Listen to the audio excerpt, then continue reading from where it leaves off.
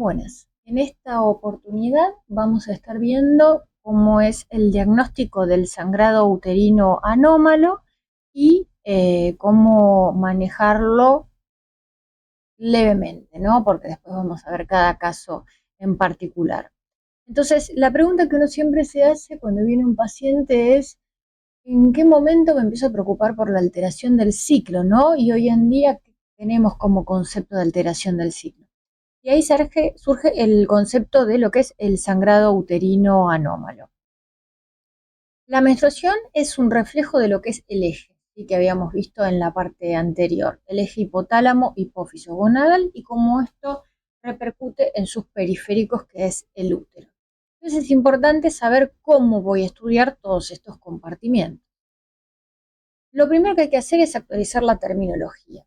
Antiguamente se utilizaban según las etapas del ciclo bifásico, que podía haber alteraciones del ritmo como polimenorrea, oligomenorrea, si eran muy o poco frecuentes, o las alteraciones de la cantidad como las hipermenorreas, las hipomenorreas en poca cantidad, pero esto ya está deprecado, no se utilizan más estos términos.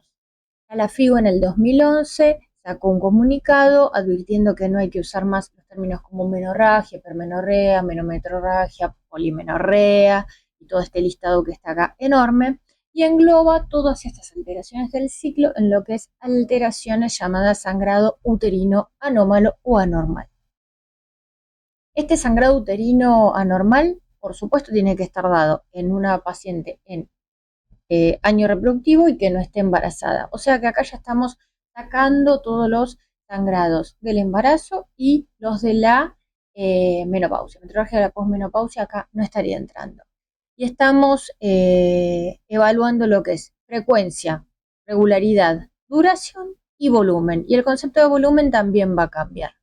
Incluye lo que son los sangrados intermenstruales, que son esos sangrados que se dan entre las dos puntas del ciclo, y los sangrados no programados, que son aquellos en donde no debería haber sangrado. Por ejemplo, yo doy una medicación o un anticonceptivo que debería darme un sangrado en un momento o no debería generármelo y sin embargo hay sangrados. Por otro lado, lo que habíamos dicho, que es abundante. Es un sangrado abundante, va a ser totalmente subjetivo, ¿sí? Según lo que la paciente percibe como que le aumentó la cantidad y le afecta lo que es la calidad de vida.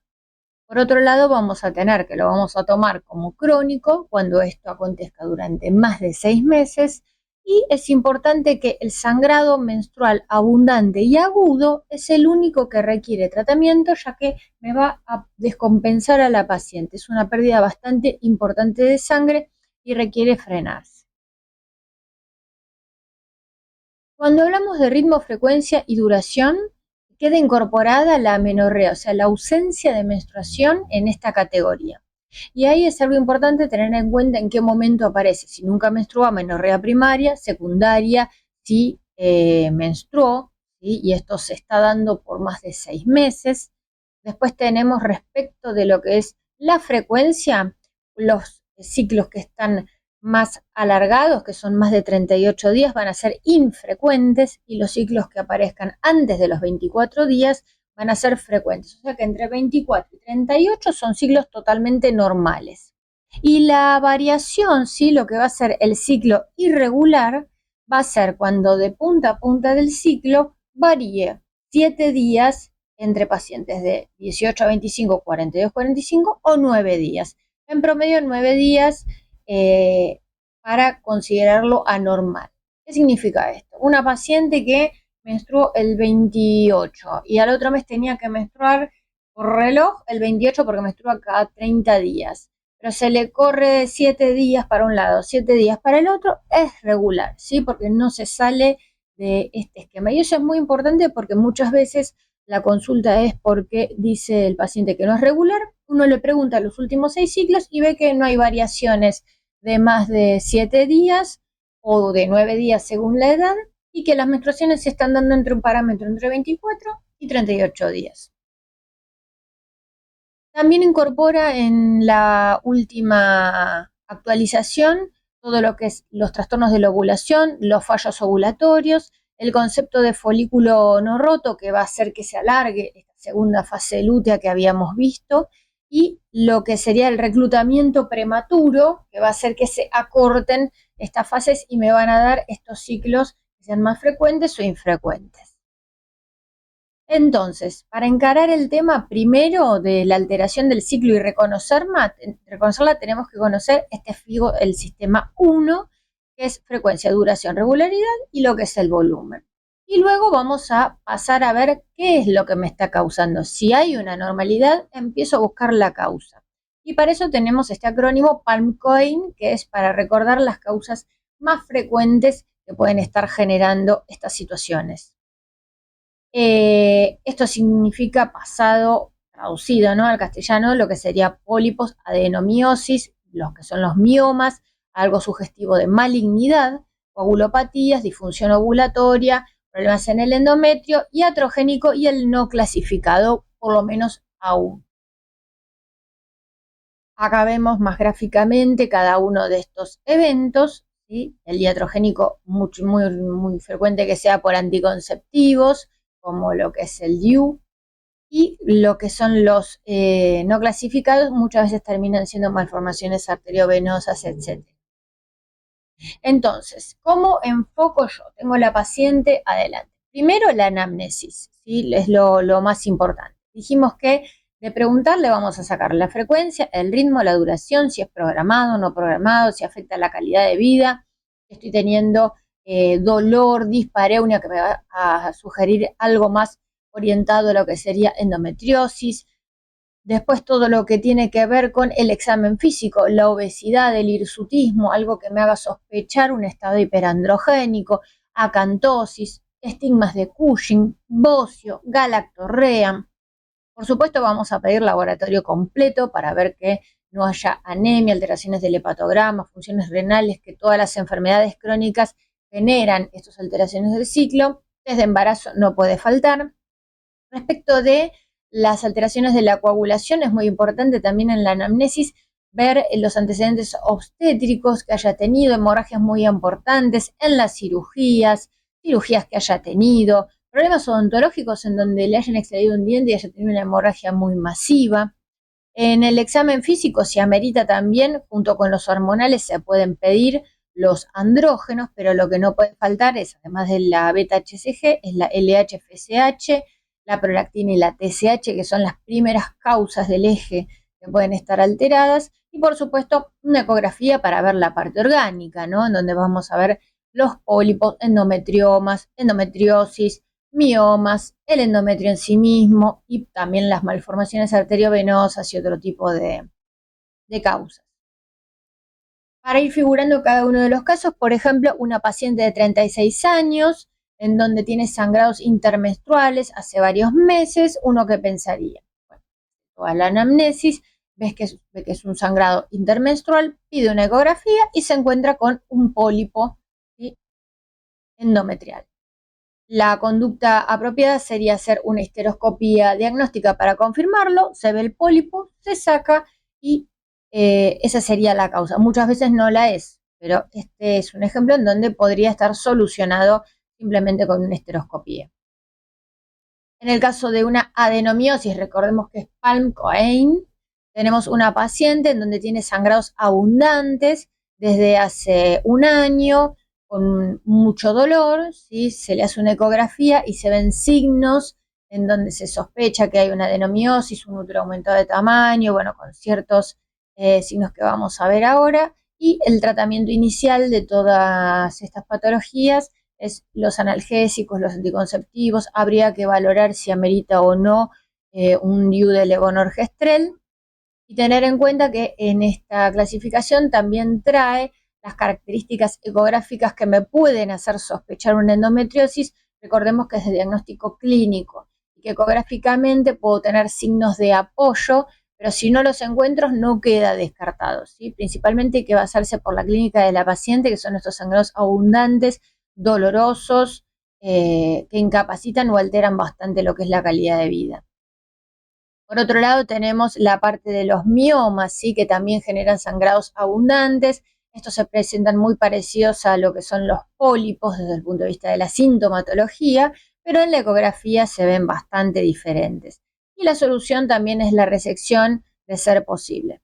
Y teniendo en cuenta que no todos los pólipos me van a estar generando esto, sino que según las categorías de la FIGO vamos a tener que los pólipos, sobre todo los que están totalmente dentro del útero, ¿sí? Que son los cero submucosos, o los que están más de un 50%, a veces estos que están hasta un 50% podrían ser resecados para disminuir estos sangrados. En caso de que no se pudiera por algún motivo, porque no está quirúrgicamente apta la paciente, lo que sea, se podría intentar algún tema hormonal, algún tratamiento, un DIU tal vez con alguna dificultad dependiendo de la ubicación, con el objetivo simplemente de reducir el sangrado y poder mejorar la hemostasia de la paciente. En el caso de la malignidad, sí, tenemos, por ejemplo, una paciente de 47 años, premenopáusica, con sangrados abundantes, muchos factores de riesgo, obesidad, hipertensión, muchos meses de no menstruar, lo que hace que habíamos dicho que muchos meses sin oposición de progesterona hace que se malignice el endometrio. En la ecografía se ve un endometrio totalmente irregular y engrosado, se toma la biopsia y se ve que es una hiperplasia con atipía, que es una lesión precursora. En estos casos, bueno, dependiendo de la edad de la paciente, el deseo de gesta o no, se puede tomar una conducta quirúrgica o algún tratamiento hormonal local. Eso se evalúa cada caso en particular. Pasamos a la parte del COEIN, ¿sí? La coagulopatía. Como dijimos, lo que es la anamnesis es fundamental para este tipo, sobre todo es muy frecuente que en algún corte, cocinando, en una extracción dental, en un evento obstétrico, haya habido una descompensación totalmente fuera de lugar con el evento. Entonces eso hace sospechar. Si con la anamnesis no nos alcanza, podemos o sospechamos, pero sentimos que nos faltan elementos, podemos hacer una interconsulta con hematología. Sobre todo en estos cuadros en donde no se encuentra una causa orgánica ni de otro tipo que me esté justificando los sangrados. Luego tenemos los ovulatorios, que en esta clasificación pasa a ser de totalmente normal el abanico a lo que es la anovulación total, que es la amenorrea. Y en el medio tenemos los ciclos que pueden ser donde uno ocasionalmente ovula o donde falla la ovulación ocasionalmente, ¿sí? Y en todo este abanico están todos los periodos que vimos, todas las variaciones del ciclo. Cuando uno tiene establecida la amenorrea, tiene que, por supuesto, descartar todas las causas, pero vamos a ver más adelante que una de las causas más frecuentes de dejar de menstruar es el síndrome de ovario poliquístico. Pero deben descartarse varias. Esto lo vamos a ver más adelante. Un típico caso de trastorno ovulatorio es una chica joven de 23 años que viene con sangrados muy irregulares, 2 meses sí, 2 meses no, 3 meses sí, 3 meses no, con sangrados a veces abundantes, a veces no, sobrepeso, acné, hirsutismo. Lo que se ve es un laboratorio totalmente normal, que es lo más frecuente, la testo levemente aumentada y una ecografía con características de ovario poliquístico. Acá el tratamiento, bueno, tiene que ser integral, no solamente restablecer el ciclo, sino esa paciente tiene que mantenerse metabólicamente bien, o sea que hay que hacer mucho hincapié en los hábitos de vida, ¿sí? Y lo que es alimentación, porque es donde más va a repercutir en su salud, no tanto en esta parte. Y después ver cuando se busque la parte de el embarazo, si lo buscará o no, cómo se va a hacer el tratamiento. Otra parte que trae esta nueva clasificación es que en los trastornos ovulatorios va a haber que además clasificar en los tipos, ¿sí? Va a haber, según el compartimiento que esté afectado, el tipo 1 que es hipotalámico, el tipo 2 que es el pituitario, o sea, la hipófisis, el tipo 3 que es el ovárico y el tipo 4, como se comporta totalmente diferente, va a ser el de ovario poliquístico. Y todos estos a su vez van a tener esta clasificación que es genética, autoinmune y iatrogénica, de causa tumoral, funcional, infecciosa, trauma, etc. Y el acrónimo para acordarse es el IPOPE, GAIN, FIT, PI. Ejemplos de estos dos, por ejemplo, el caso que habíamos visto en donde la paciente tenía menstruaciones irregulares, una paciente joven, y donde se nota lo que es un ovario poliquístico, sería un SUA tipo 4 SOP.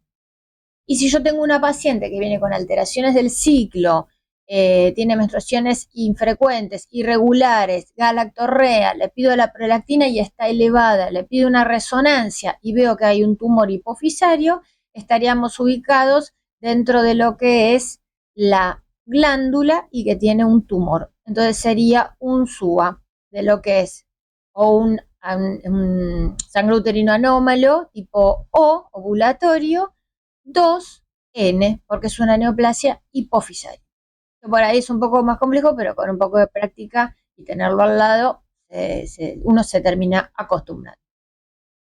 Dentro de las causas endometriales, bueno, tener en cuenta que no todo es maligno, sino que, por ejemplo, puede haber una paciente de 28 años que viene con sangrados abundantes, anemia, que no responde a nada, anticonceptivos, o que se la están tratando permanentemente con hierro, no hay ninguna causa, no hay nada hematológico, no hay un pólipo, no hay nada. Bueno, puede ser que sea una falla en lo que es la función misma del endometrio, que para su integridad requiere de muchísimo, y es todo un metabolismo aparte, la capa dentro del endometrio, muchas veces es una alteración de las metaloproteasas que mantienen la estabilidad, y tener en cuenta en estos casos siempre lo que es la endometritis, ¿sí? Por clamidia, es algo que a veces genera sangrados muy abundantes que no paran, o spotting también que pareciera no tener ningún motivo, y es esto.